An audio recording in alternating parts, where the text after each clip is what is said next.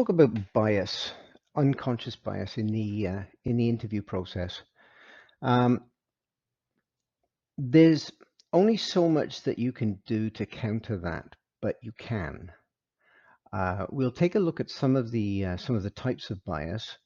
I will say that from my perspective, I'm a certified diversity sourcing professional. There, I had to think about that.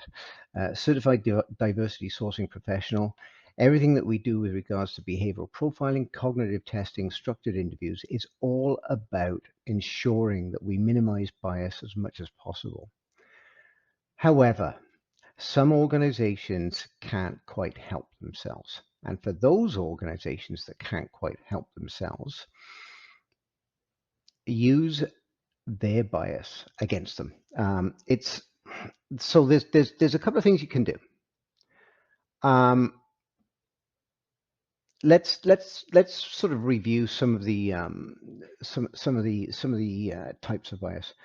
The one that comes immediately to mind is affinity bias, which is the reason that middle-aged white guys hire middle-aged white guys.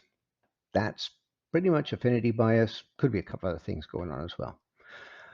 You can't overcome that. What you can do, though, is if somebody is a golfer, is a good example.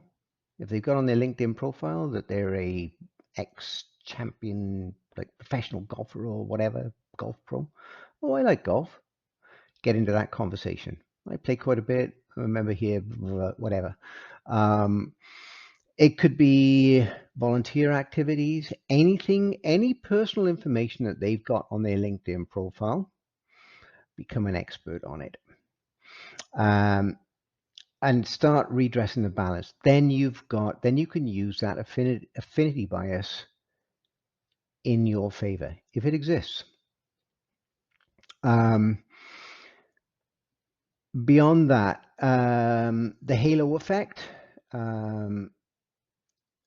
which is basically the corollary of the Horn effect. So the halo effect is where your first impression is based on another unrelated factor. So basically something confirms something when there is no real relationship. The Horn effect, it's the opposite. You know, you're ready to reject somebody because of like one factor. Now, if somebody is hanging on to that one positive thing at an interview, go with it, run with it. Oh, the flip side is if they're hanging on to that one negative thing at the interview, move past it really quickly.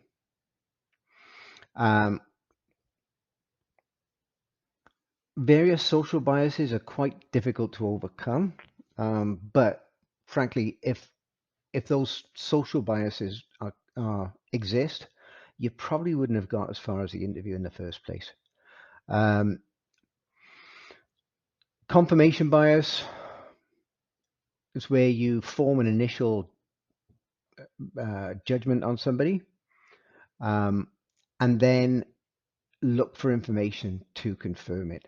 That can sometimes get confused with the halo effect or the Horn effect.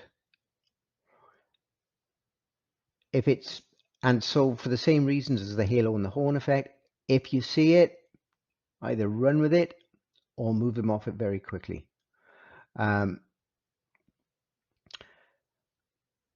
Beyond that, there's something called in-group bias, which is basically that tends to be a secondary bias because it sort of runs with something else. So that'll give you a fairly high level overview, but you should know about some of these going in because unfortunately the interview process is in a lot of cases is really nothing short of a lottery. There's no one overwhelmingly important method of candidate selection.